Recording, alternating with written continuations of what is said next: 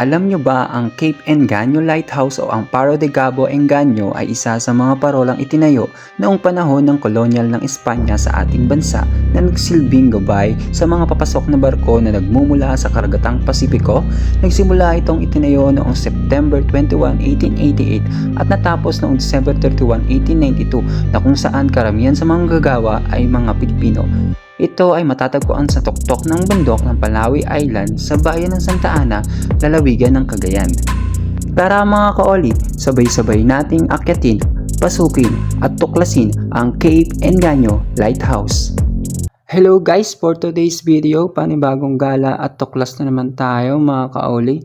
Hindi lang basta gala kundi magta-travel adventures tayo dahil hindi lang isa o dalawa kundi 5 probinsya ang ating pupuntahan, kabilang na ang Nueva Vizcaya, Isabela, Cagayan, Apayao at Ilocos. Yes mga kaoli, mapupuntahan natin yan syempre sa tulong ni RX Travel and Tours na isa sa mga pinagkakatiwalaan kong travel agency pagdating sa mga travel and tours.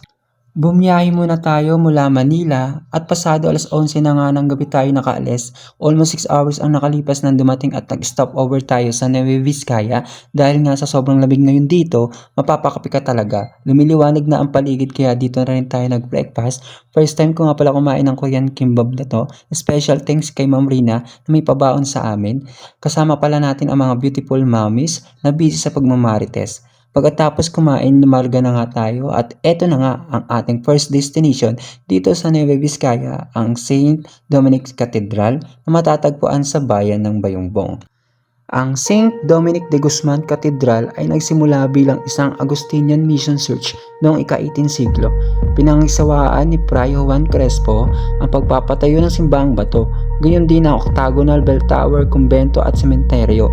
Noong April 1792, ang simbahan ay inialay kay St. Agustin at doon ipinagdiwang ang unang misa. Gayon pa man, pagkalipas lamang ng 5 buwan, ang pangangasiwa ng parokya ay binalik sa mga Dominikano. Kaya naman noong September 8, 1792, muling inialay ang simbahan kay Dominic de Guzman. Bidang-bida ang ating pambansang bayani na si Dr. Jose Rizal, pinasok din natin ang kanilang municipal hall. Agaw pansin naman ang nakakatuwang nakapaskil na ito. Okay lang, naiwan mo ang jowa mo, wag lang ang basura mo. At sa labas naman nito makikita ang isang mapa ng kanilang lalawigan at ang mga bayan na ito. Siyempre hindi mawawala ang kanilang Nueva Vizcaya mark na talagang napakahaba. Kaya ano pang hinihintay mo? Tara na sa probinsya ng Nueva Vizcaya at ating puntahan ang kanilang pinagmamalaking mga tourist attraction. Pumunta naman tayo sa probinsya ng Isabela, ang tinaguriang Corn Capital of the Philippines. Una na nga nating pinuntahan ang Queen Isabela Sky Park, ang pinakabago at pinakamalaking parke ng Ilagan City na matatagpuan sa harapan ng Isabela Provincial Capital sa Barangay Alibago. Ang park ay itinayo bilang parangal kay Reyna Isabela II ng Spain na kung saan pinangalanan ang lalawigan ng Isabela sa pamamagitan ng Royal Decree na inilabas ng Hari ng Spain noong May 1, 1856. Pinuntahan din natin itong Bonifacio Freedom Park. Ang palatandaan na ito ay isang pagmamahal at pagpupugay sa natatag at pinuno ng katipunan na si Andres Bonifacio. Ang Bonifacio Freedom Park ay sumisimbolo sa kanyang katatagan. Sa bandang gilid nito matatagpuan ang world largest butaka or the largest armchair in the world, the Guinness Book of World Records officially recognized butaka ni Goliath. At dahil nandito na rin tayo sa Ilagan City, hindi natin pwedeng palagpasin ang kanilang makasaysayang lugar, ang Ilagan Japanese Tunnel. Ang Ilagan Japanese Tunnel ay isang tunnel ng digmaan na ginamit bilang isang bilangguan, garison at punong tanggapan ng pamahalang Hapon at mga opisyal ng militar noong ikalawang digmaang pandaigdig. Alam nyo ba, ang tunnel na ito ay ginawa lamang ng mga lokal na tao sa pamamagitan ng forced labor. Ang tunnel na ito ay isa sa iilang natitirang tunnel at ngayon isa na sa mga tourist attraction dito sa Ilagan City, Isabela.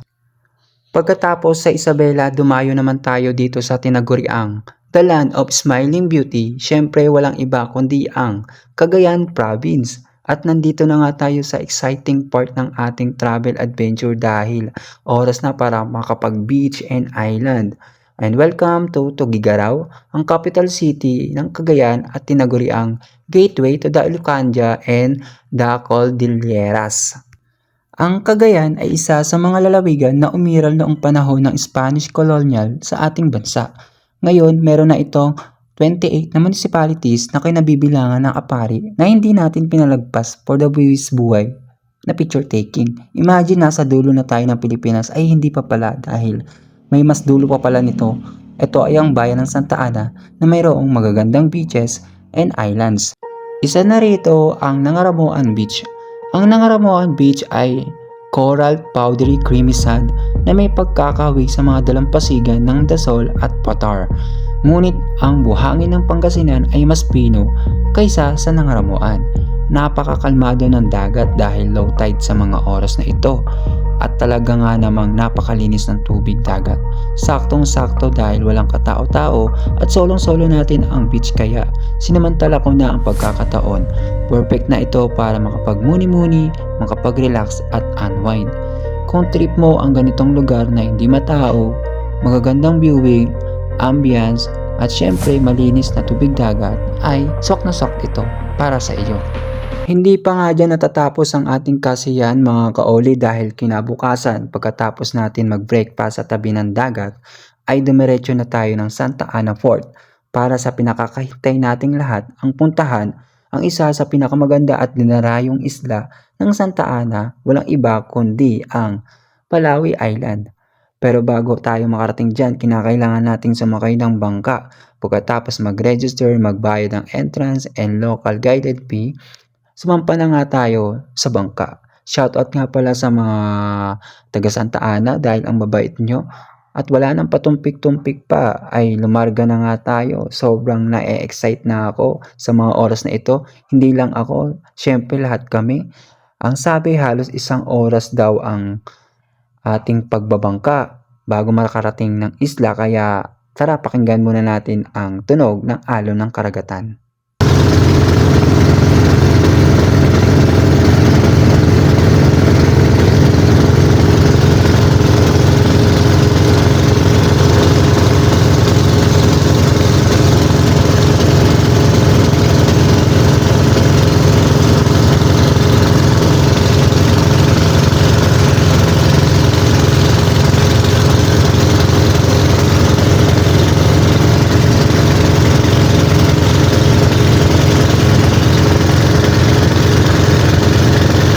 Dito nga pala ako umupo sa pinakaunahan ng bangka para naman makapag-video-video tayo. Kasama ko si Mami Glo at ang iba pa nating mga mommies na sobrang excited na rin.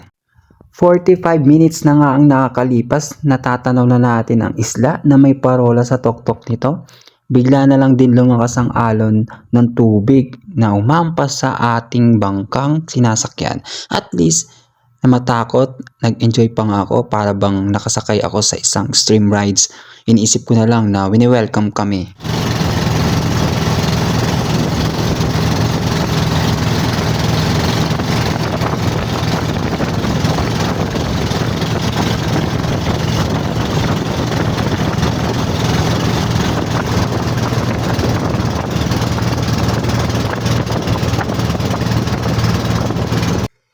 Isang oras ang nakalipas dumating at bumaba na tayo dito sa pampang ng isla at kitang-kita nyo naman kung gaano ito katahimik at kaganda.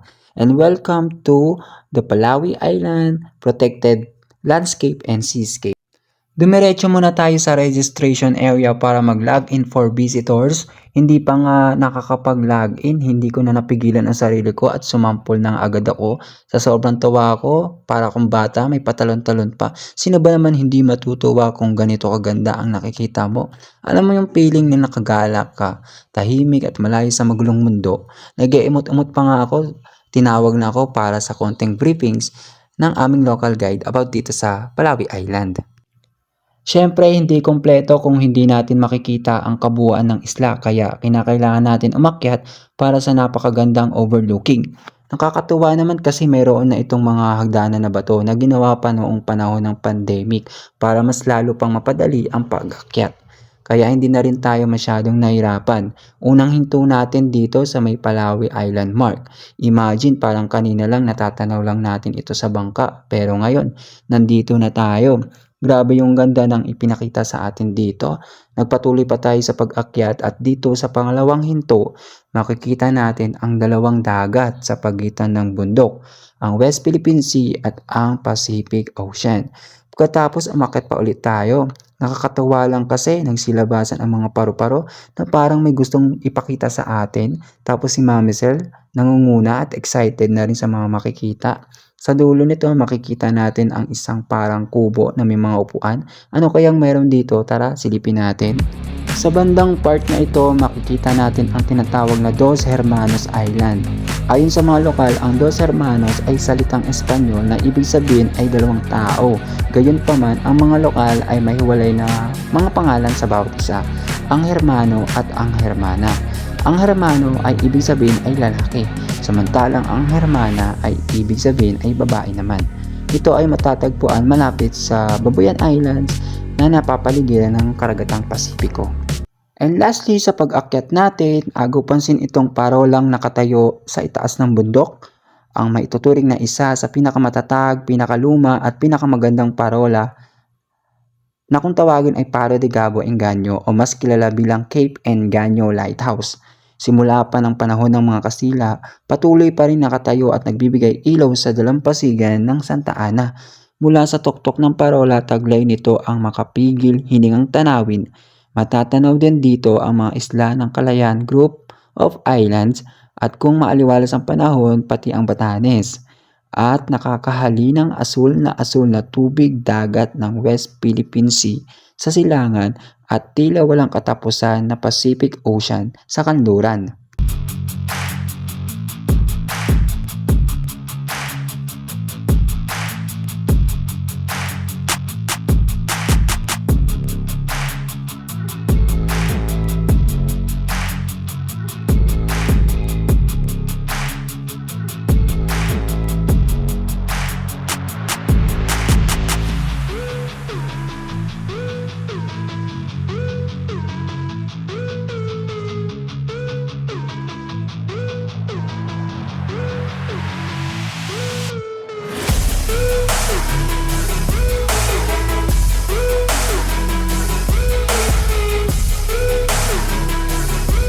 Kung nagustuhan mo ang video na ito, huwag kakalimutan mag-like. Kung may mga katanungan naman, maaari kang mag-iwan ng komento sa ating comment section. At syempre, huwag din kakalimutan pindutin ang subscribe at bell button para sa mga darating pa nating mga travel adventures. Abangan sa susunod na video ang ating Apayaw Travel Adventures. Once again, this is Oli Vlogs. Thanks for watching.